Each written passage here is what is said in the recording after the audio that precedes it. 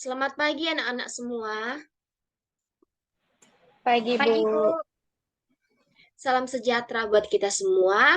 Puji dan syukur kita panjatkan kehadirat Tuhan Yang Maha Esa atas kesehatan yang diberikan kepada kita sehingga kita pada saat ini masih bisa berkumpul di ruangan ini untuk mengikuti kegiatan belajar mengajar kita pada hari ini.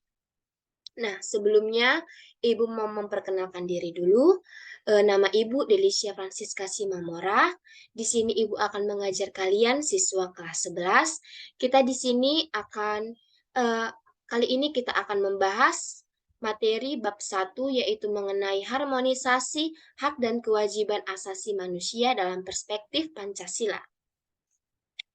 Sebelum kita memulai pembelajaran kita, alangkah baiknya kita berdoa supaya apa yang kita terima pada hari ini dapat bermanfaat bagi kalian sendiri dan juga dapat bermanfaat bagi orang sekitar kita.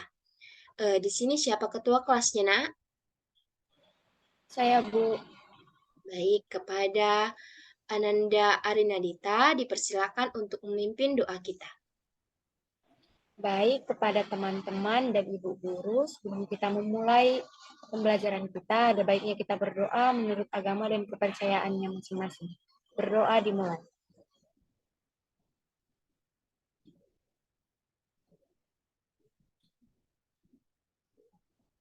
Berdoa selesai. Baik, terima kasih kepada ketua kelas. Sebelum kita lanjut membahas mengenai materi kita, Ibu mau mencek dulu kehadiran di kelas ini. Arina Dita. Hadir, Bu. Arta Silalahi. Hadir, Bu. Febri Naibaho. Febri Naibaho sedang mengalami gangguan jaringan, Bu. Oh, baik, terima kasih atas konfirmasinya, Arina Dita. Selanjutnya, Marta Lucia. Hadir, Bu. Baik, berarti siswa di kelas ini satu yang tidak hadir ya. Baik, pada pertemuan kali ini, Ibu akan menyampaikan materi mengenai konsep hak dan kewajiban asasi manusia. Nah, kiranya apa yang nanti Ibu sampaikan, di mana sesuai dengan tujuan pembelajaran kita, Ibu harap kalian semua nanti dapat memahami dan memaknai apa itu hak dan kewajiban asasi manusia dan juga dapat menghargai dan juga dapat menghargai, menghormati hak asasi yang dimiliki oleh orang lain. Ibu, Ibu di sini akan men-share screen materi kita. Sembari menunggu Ibu men-share screen, kalian buka buku halaman 1, bab 1 mengenai harmonisasi hak dan kewajiban asasi manusia dalam perspektif Pancasila.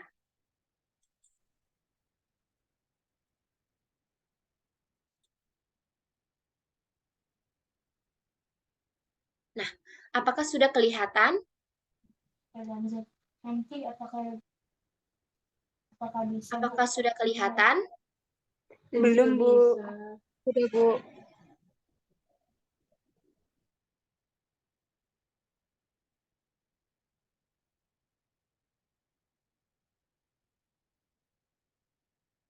Apakah sudah kelihatan? Sudah, Bu. Oke. Sudah, Bu. Sudah. Oke. Kita akan membahas materi bab 1 mengenai harmonisasi hak dan kewajiban asasi manusia dalam perspektif Pancasila.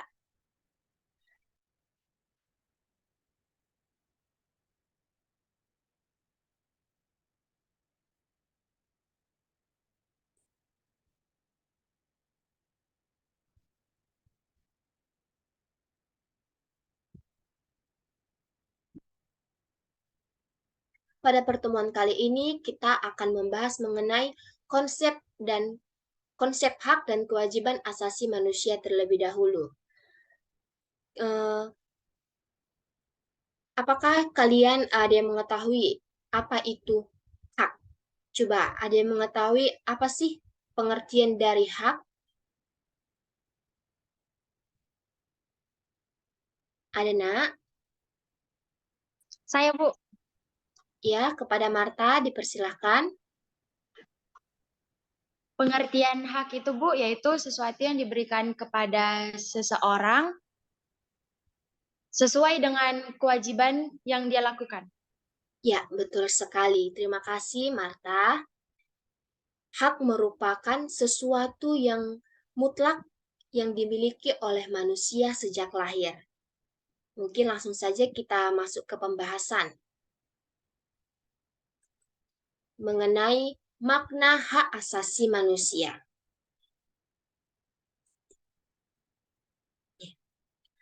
Hak adalah sesuatu yang mutlak yang dimiliki oleh setiap orang dari sejak lahir.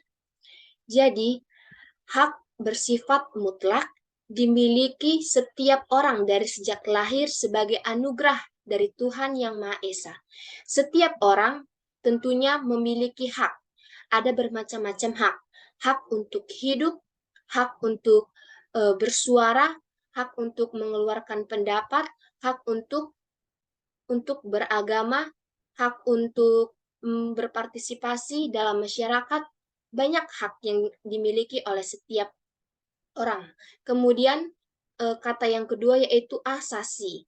Asasi artinya bersifat dasar. Jadi dapat kita simpulkan bahwa hak asasi manusia adalah hak dasar yang dimiliki oleh setiap orang sebagai anugerah dari Tuhan Yang Maha Esa.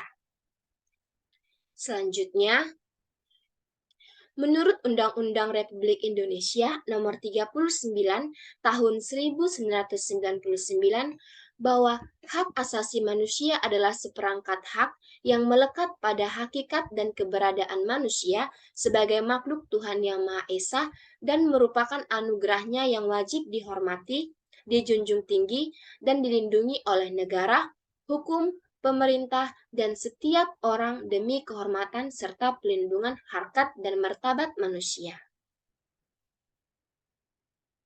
Nih, menurut Jan Matterson, yang merupakan anggota Komisi Hak Asasi Manusia Perserikatan Bangsa-Bangsa, ia mengartikan hak asasi manusia sebagai hak-hak yang melekat dalam diri dan tanpa hak itu, manusia tidak dapat hidup sebagai manusia.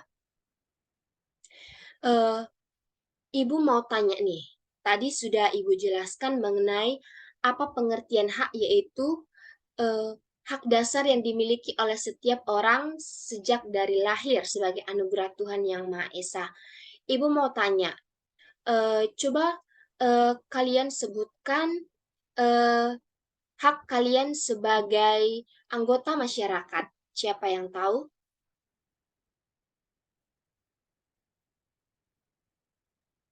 Ada yang tahu, Nak? Baik, Ibu akan jelaskan.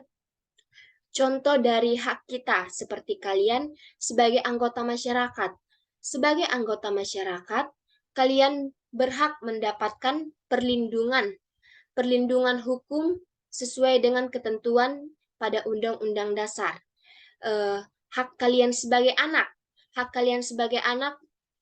kalian berhak mendapatkan kasih sayang dari orang tua, berhak mendapatkan pendidikan yang layak. Seperti itu.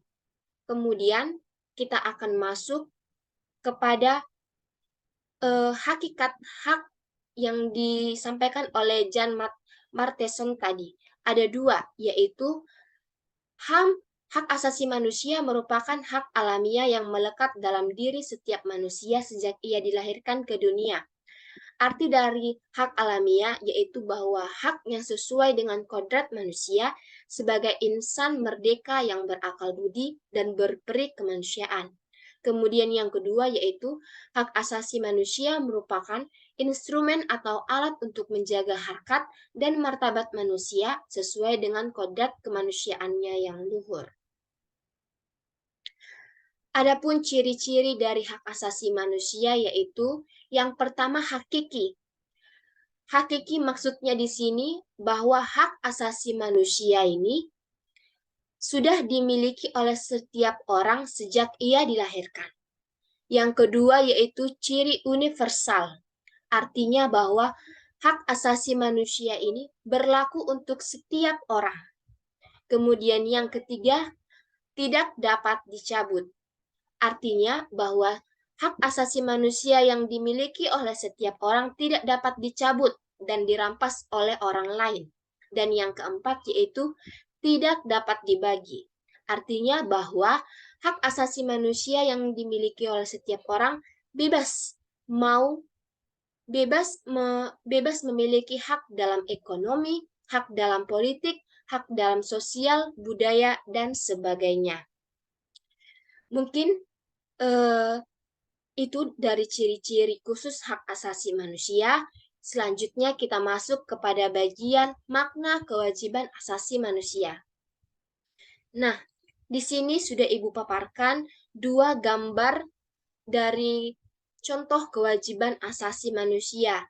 Coba kalian perhatikan dan Ibu berikan waktu kepada kalian, kesempatan kepada kalian yang ingin menyampaikan tanggapannya, gambar apa yang ada di gambar ini?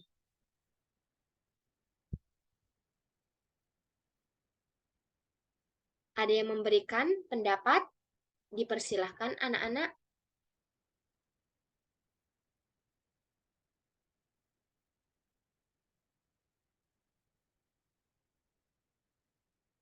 Baik. Ya, Bu. Siapa? Arina Dita. Baik, Arina Dita, dipersilahkan, Nak. Ini yang gambar pertama, Bu, ada segerombolan anak SMA. Mungkin ini di lingkungan sekolahnya sedang melakukan gotong royong untuk membersihkan lingkungan sekolahnya. Dan yang gambar kedua juga, Bu. Sepertinya ini mahasiswa yang sedang melakukan gotong royong untuk membersihkan got. Baik, itu saja Arina Dita. Ya, Bu. Betul sekali yang dikatakan oleh Arina Dita. Terlihat jelas di gambar yang pertama itu kita lihat bahwa sekelompok pelajar atau siswa di lingkungan sekolah sedang membersihkan lingkungan sekolahnya. Dari situ kita dapat melihat bahwa salah satu kewajiban dari siswa sebagai anggota masyarakat yaitu mengikuti peraturan yang ada dengan membersihkan lingkungan sekolah. Dan gambar yang kedua itu sekelompok warga ya, Arina Dita, bukan mahasiswa. Tampak sekelompok anggota masyarakat sedang membersihkan lingkungannya, seperti membersihkan selokan di sekitar rumahnya dan membersihkan sampah. Dari sini kita lihat bahwa kewajiban dari anggota masyarakat yaitu menaati dan mematuhi ketentuan peraturan yang berlaku sesuai dengan norma-norma yang berlaku dalam masyarakat, seperti gotong royong dan membersihkan lingkungan masyarakat. Nah, dari situ, dari gambar ini tadi, kita dapat mengetahui bahwa kewajiban dapat diartikan sebagai segala sesuatu yang harus dilaksanakan dengan penuh tanggung jawab. Jadi, kewajiban asasi manusia artinya yaitu kewajiban dasar setiap manusia yang dilakukan dan dilaksanakan dengan penuh tanggung jawab. Berdasarkan ketentuan pasal 1 ayat 2 Undang-Undang Republik Indonesia nomor 39 tahun 99 tentang hak asasi manusia menyatakan bahwa kewajiban dasar manusia adalah seperangkat kewajiban yang apabila tidak dilaksanakan tidak memungkinkan terlaksananya dan tegaknya hak asasi manusia. Jadi, kalau tidak misalnya, kalau Arina Dita tidak melakukan kewajiban sebagai anak seperti menaati orang tua, belajar dengan sungguh-sungguh, maka Arianita tidak mendapatkan hak dari orang tua. Begitu juga seperti kita anggota masyarakat. Kita tidak akan mendapatkan hak kita, yaitu contohnya mendapatkan perlindungan yang sama dari hukum apabila kita tidak melaksanakan kewajiban kita sebagai anggota masyarakat. Seperti itu. Jadi, antara hak dan kewajiban merupakan satu kesatuan yang tidak dapat dipisahkan. Seperti contohnya Ibu paparkan, seorang pekerja tidak akan mendapatkan haknya apabila tidak melakukan kewajibannya bekerja seperti bekerja bangunan. Dia melakukan kewajibannya membuat dan bekerja untuk membangun sebuah rumah. Dia tidak akan mendapatkan haknya apabila dia tidak melaksanakan kewajibannya itu. Tetapi dengan dia melakukan kewajibannya dengan sungguh-sungguh, dia akan mendapatkan hak sepenuhnya dari pemilik yang memerintahkan ia bekerja. Jadi, antara hak dan kewajiban ini merupakan satu kesatuan yang tidak dipisahkan. Begitu juga dengan hak. Apabila hak tidak dilaksanakan, kita tidak akan mendapat, apabila hak tidak kita terima, kita tentu juga tidak mau melakukan kewajiban kita. Seperti itu. Nah, sekian pemaparan materi dari Ibu. Apakah anak-anak ada yang ingin bertanya? Ibu persilahkan.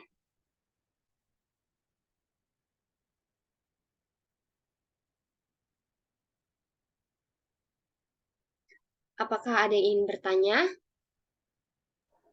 Tidak, Bu. Berarti cukup jelas ya materi yang Ibu sampaikan pada hari ini? Jelas, Bu. Jelas. Oke, semoga dengan jawaban Ananda jelas. Ibu berharap kalian semua dapat memahami apa yang Ibu sampaikan tadi dan dapat menerapkannya dalam kehidupan sehari-hari.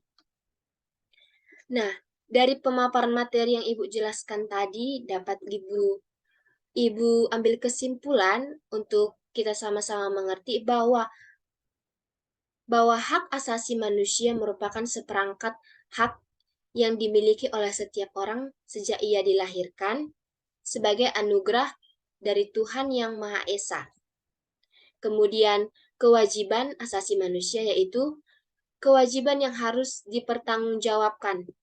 Hak dan kewajiban merupakan satu kesatuan yang tidak dapat dipisahkan, yakni yang berarti kita tidak akan mendapatkan hak apabila kita tidak melakukan kewajiban kita. Nah, telah berakhirlah kegiatan belajar kita pada hari ini. Ibu akan memberikan kalian penugasan.